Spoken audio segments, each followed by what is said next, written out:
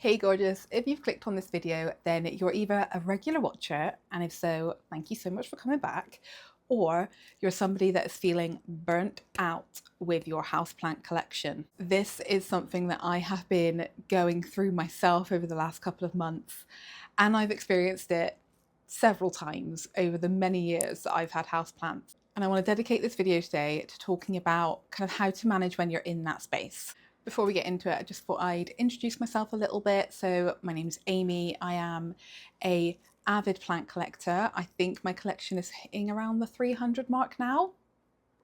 You know, maybe take away 10-ish plants. I have been growing houseplants for a really long time, like 9-10 years. It got really serious in about 2018. It is 2024 as I am filming this video, and obviously with the pandemic, I feel like everyone got really into houseplants. I was already pretty knees deep at that point, but it really did pile it on a little bit. In my day-to-day life, I'm a mental health nurse. Within the team that I work in, I am the neurodivergent lead, specialising in autism and ADHD. I am an autistic ADHDer myself. I was late diagnosed with ADHD a couple of years ago now, and I have yet to have my autism diagnosis, but I'm 100% certain that I am autistic. I consider myself to be autistic, so I'm an autistic ADHDer, and burnout is something I am very familiar with. So as a neurodivergent person, I do get very overwhelmed very easily, and I do struggle to regulate my emotions. And that is something that for many, many, many years of my entire life, basically, I have really tried to mask and cover up and squish down. But since kind of having that light bulb moment, I'm trying really hard to feel my feelings, to recognize when I'm becoming overwhelmed, which is really hard, and then to respond in an appropriate way to that overwhelm. So a couple of months ago, I was really struggling in work for a while, just in terms of being overwhelmed and very stressed. And I ended up having a couple of months off work, and I'm just getting myself back in there now. But within that couple of months off of work, I just kind of completely stopped putting any pressure on myself to do anything, including take care of my plants. And I really did just hit like a slump of, I cannot be bothered. And it's really hard to be in that space. Like, especially, like, I do consider myself a collector of houseplants. I have them displayed in a kind of collectorish way. Like, they're not just dotted around, they're in like display places. And to spend all the money on the plants themselves, and then to put all this time and care and attention into caring for them, growing them, and like for it to hit the growing season, and for me to just be like, do you know what, tapping out, I can't do this, and to leave them to fend for themselves was really hard. But I absolutely had to just take the pressure off. So that meant very, very minimal chores, including like repotting, watering, checking for pests, like basically anything really. They really were left to fend for themselves for quite a while. I did do some watering, but not as much as I should have. I feel like I'm starting to come out of that now. Like, I am taking more of an interest in my plants again. It's like I'm looking around and I'm seeing so many different changes, both good and bad.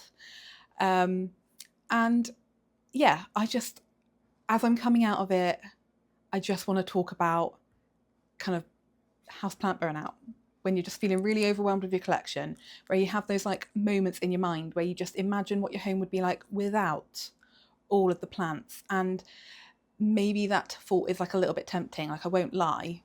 The thought of all my plants just vanishing at some points over the last couple of months was really calming, just because they just wouldn't have been there demanding my attention. I'm really glad I do still have my houseplants. So yeah, as I'm coming out of that space, I want to make this video to kind of talk about how to manage it, because I feel like I've managed this kind of period of burnout, and in particularly like relation to my houseplants, I feel like I've managed it quite well. So these are it's 10, is it? These are my 10 tips to you on how to manage your houseplant collection when you just can't. So tip number one, and it's easier said than done, I know, but it's don't beat yourself up. I've been there. I've done it. Like, I'm a pro. I'm a pro at beating myself up. Like, the noggin can be nasty, but this time I really tried to make a very big effort to just be kind to myself. Like, I was struggling to look after myself, let alone my plants, like, and all the different needs that they had. So I was trying really hard to be much more gentle with myself. And I tried to reflect a little bit on, I suppose, my expectations of plants in my home. I don't even know how to like phrase this thought in like a proper way, but I was thinking that life kind of ebbs and flows for us as humans. Like, we go through phases where we're really good and we're doing really well and everything feels really manageable, and then there's that ebb and flow and suddenly things feel really, really tricky again, and everything just is unmanageable. Like, you just cannot do the things that were easy before. And I was kind of thinking what life is like for the plants that we keep in our homes, like out in their wild habitats, like out in nature, what they experience. And I suppose they experience the ebb and flow of life as well. And whilst we try to emulate perfect conditions here in the home, plants don't even have perfect conditions outside of our home in their natural environment. There will be parts of like this plant's life where it gets too much sun, or it gets too much rain, or like it gets pests, or it's kind of destroyed by another plant choking it out. Like, I don't know. I think I was trying in my head to like make it okay that these plants were not getting the best care. Does that make sense? I feel like I'm hoping it makes sense. I don't know. But yeah, don't beat yourself up. Be kind to yourself.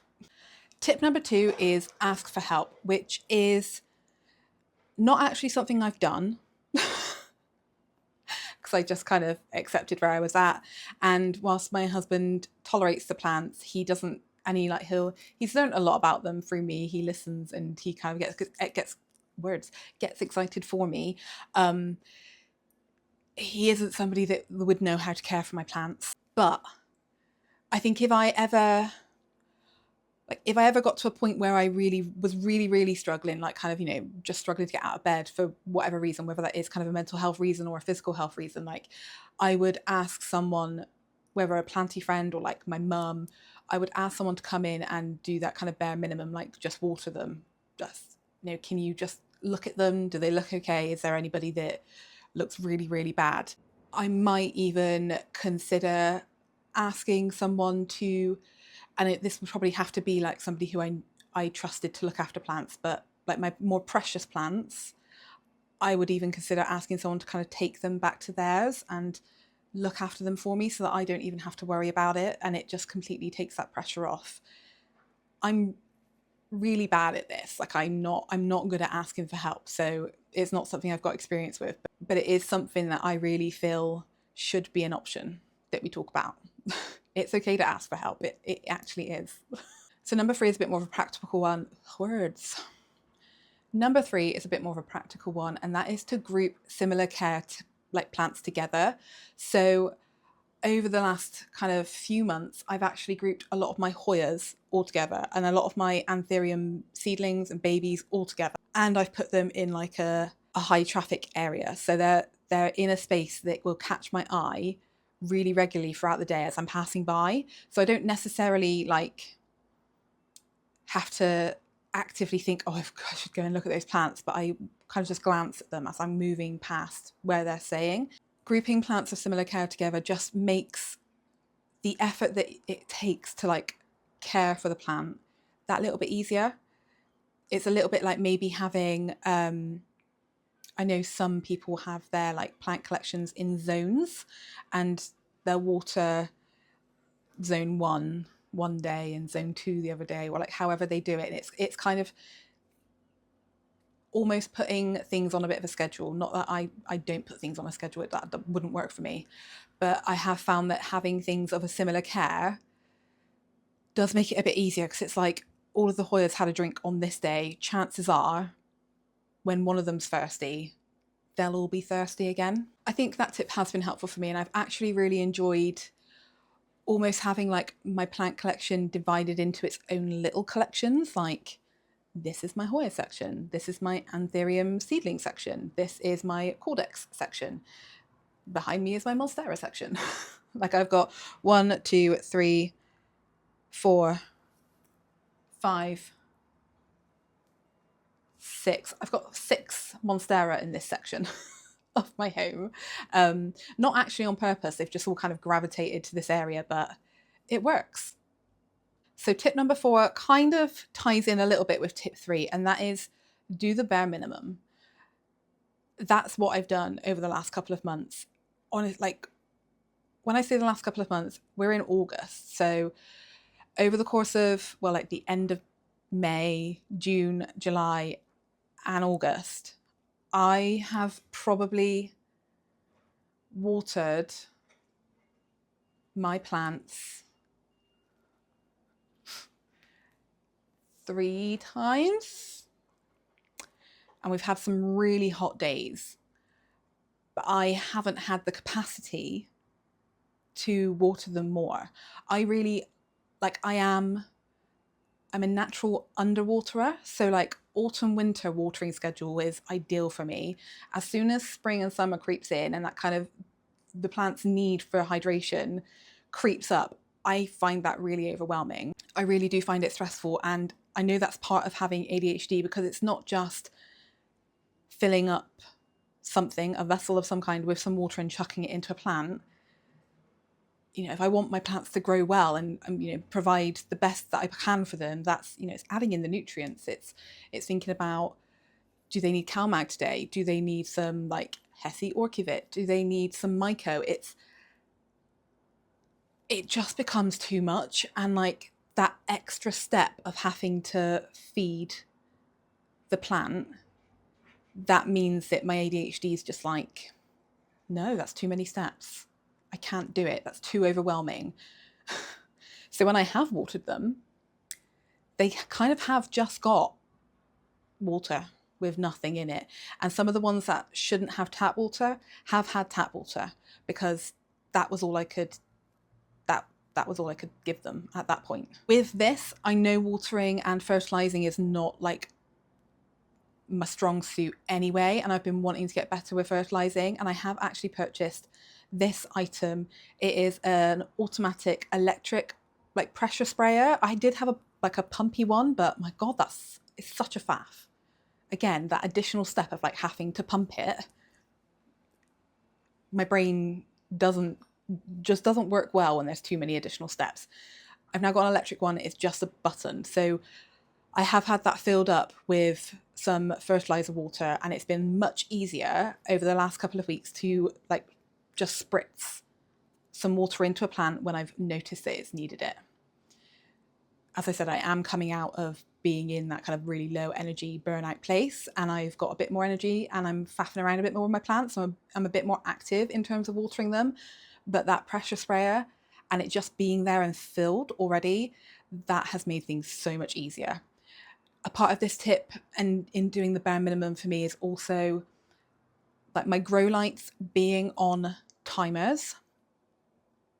Game changing. I mean, they've been on timers for a really long time, but I wouldn't have it any other way. I actually want all of them on timers. So I've got grow lights behind the TV here that point up to these plants, and because it's summer and it's lighter later, these haven't been going on because I have to manually switch these on. Whereas my cabinet, my shelves, and my plant shelves next door, they are all automated on timers, and they've been going on. So that has allowed my plants to still get the light that they need without me having to do anything. That is the bare minimum. If you can automate things as much as you can, that's really ideal. And I know that if you're in kind of a burnt out place, maybe setting that stuff up is too hard, but when you're out of it, that might be something that you could do as a proactive measure. Tip number 5 kind of links in with the last 2 tips as well, I'd say, and that is to kind of almost cheat the system and use things like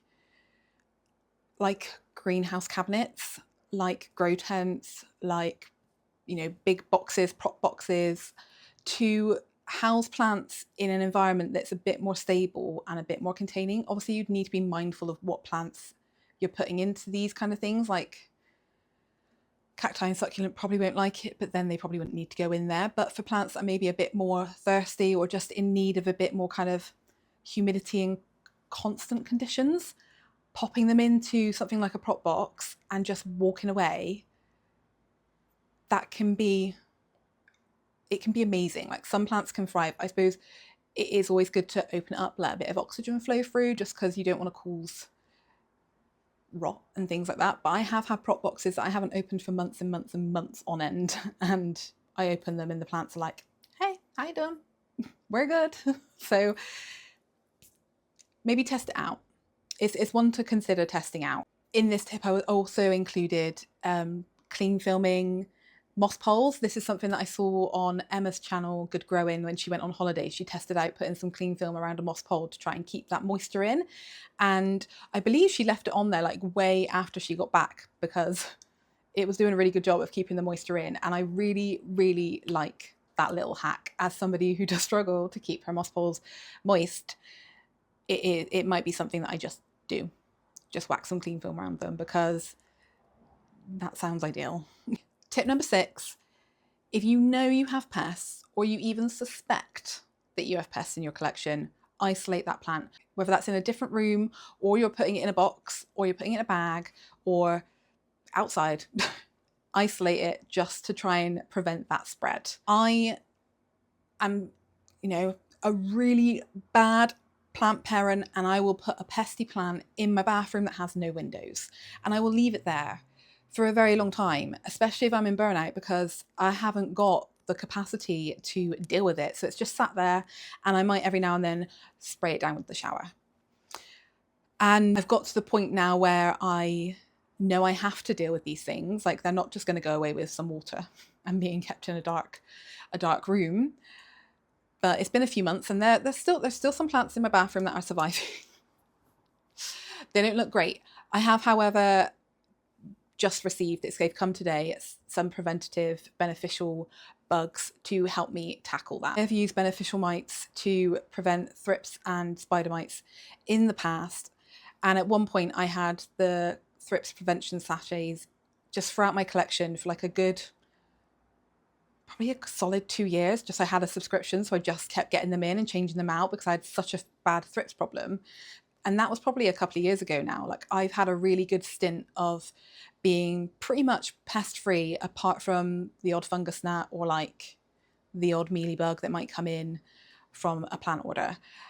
However, over the last couple of months, I have seen Western flower thrips in my collection. I've seen I know there's like hundreds of types of thrips, but like the normal houseplant thrips, there's like black ones. I've seen those. I've seen spider mites. The fungus gnats they should be paying rent. They're taking over. So I have ordered some preventative biological measures to help me tackle that, because I am not somebody that is going to spray off her plants, wipe them down consistently enough to get rid of pests. I need my little buggy army to do that for me. Lazy girl method, done. Love it. Tip number 7 may not be doable for everybody. It depends kind of where you're at in burnout and what that looks like for you. So sometimes for me, it is incredibly low energy and just I have no like decision-making skills, no capacity to do anything. And then at other times, I'm incredibly restless. There's like a hyperactive energy kind of simmering to me and I need to be doing stuff. So if you experience that kind of space where you're like, I need to be doing stuff, but I just like, I don't know what, rearranging your plants can help bring that spark back. In my opinion, I'm one of those people that likes to move around furniture. Like the amount of times I would change the layout of my bedroom when I lived at home just to like give it that little fresh feeling. I do really enjoy a rearrange, like a declutter and an organize. So I have done that in the past with plants, and I've moved around quite a lot of my collection over the last few months. I haven't done like a whole collection overhaul, but I've definitely moved things around. And I think it does help sometimes. Like it can add to the overwhelm, like when you're trying to fit everything back in. And sometimes, I wished I've not started, but it can also, like when everything's just nicely displayed again, it can just reignite that spark and just take away some of that overwhelm for you. If everything's kind of sat in a nice way and it's not all chaotic, it can look really good and it can feel very calming. Tip number 8 is also tying into that kind of sparking joy and reigniting the excitement, and it might be controversial, and that is to buy new plants.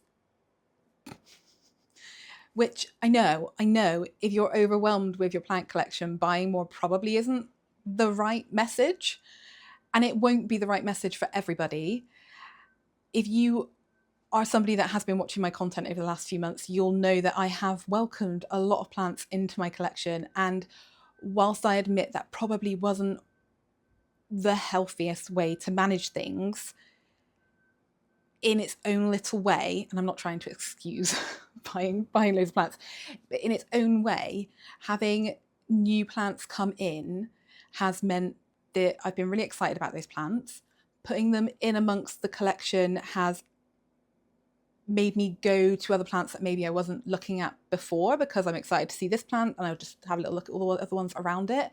And also with bringing in new plants, it goes back to that kind of the pest issue, and my fear of a pest infestation coming in on a new plant is quite up there. So I'm quite vigilant, which means wherever I put that new plant, I'll be going there and checking in. So like, even if I haven't got a lot of energy, I know that I will just kind of at least glance over a new plant when it's in my collection and just kind of check for any like visual signs that it's in distress. So it's like, this tip can spark joy, and new plants can make you feel excited and put them in amongst your collection. It makes it all feel like nice and new, or it can spark a bit of fear and therefore make you really anxious and a bit of like a helicopter plant parent.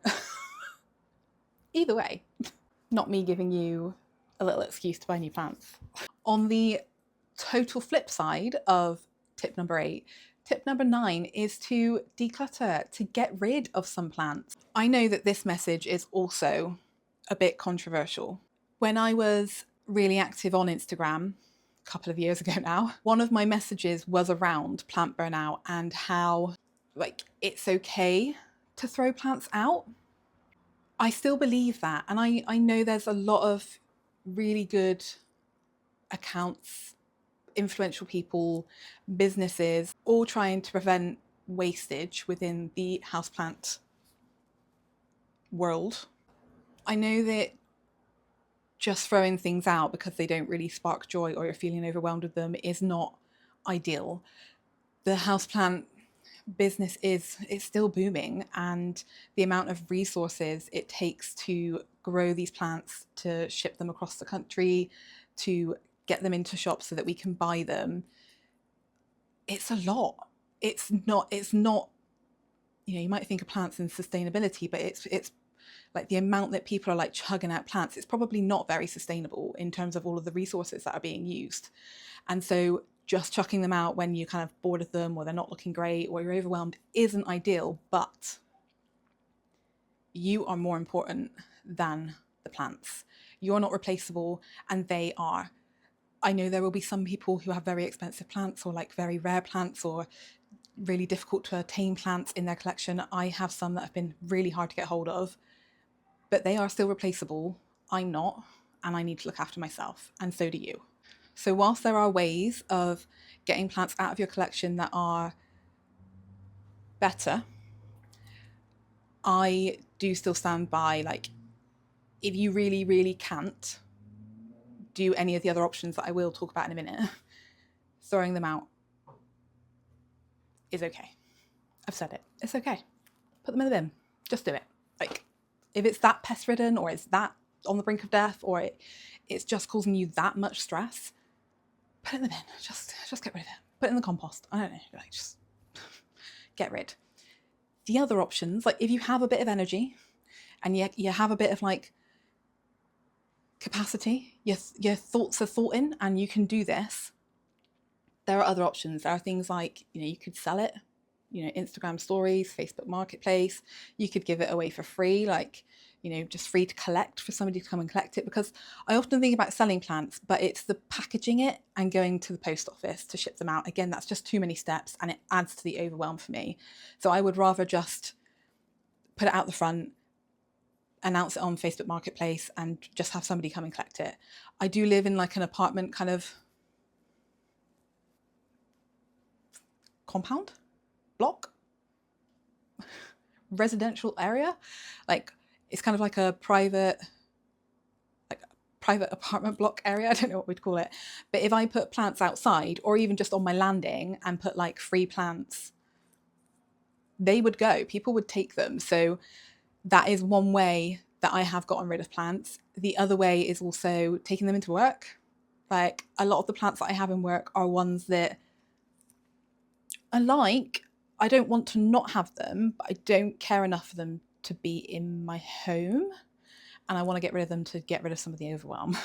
So they've gone into work, which I really enjoy having them in work, and that's great. Another way of decluttering houseplants that I've done is just like passing them on to people I know, like giving them to my mum, giving them to friends. I have also at times, like when I couldn't quite bring myself to put it in the bin, I have put plants out on the balcony. Like they're ones that I still really like and I would like to have in my collection, but I've got nowhere to put them. They're just getting in the way. I put them out on the balcony, and if they can survive out there, amazing. If they don't, they don't. It's a bit of a gamble. There is a plant out there at the moment, but it is, I think it's technically an outdoor plant, so it's doing okay. But yeah, the last two are probably quite controversial in terms of buying new ones or just throwing them in the bin. Like they're completely opposites, aren't they? Tip number 10 kind of ties back in with tip number 1, and it's to accept the loss and not beat yourself up about it.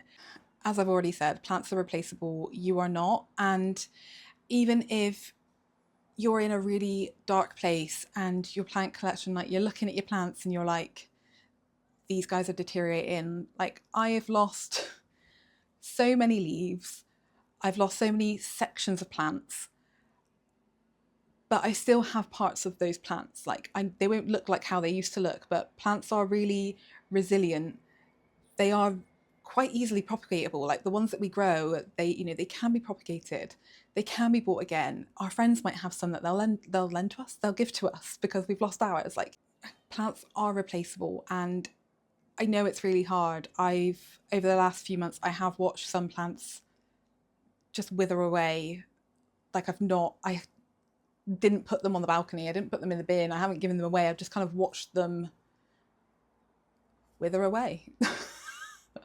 Or like stretch out and become etiolated, is that the word? Like they look completely different and like not how I'd like them to look anymore. And I'm accepting that loss. I didn't have the energy to look after them. I was struggling to look after myself. And it's okay. It's okay. It's a plant. I am more important. And it's taken a while to get there. Like I definitely used to stress a lot about taking care of my plants and doing it right. And just that kind of, that pressure and that stress, it's not worth it anymore. Even though my collection is probably I've got the most plants I've ever had, and I've spent the most money I've ever spent on plants. I've got some really precious ones that have kind of taken a really long time to get. Like they come up once in a blue moon on eBay. Like I'm at a place with my collection where like, this time last year, it would have been the most important thing. Whereas now, with where I'm at right now in my own journey of learning about myself and looking after myself, I know I am more important than my plants, which may sound stupid to some of you. Like, of course, a human's more important than a plant.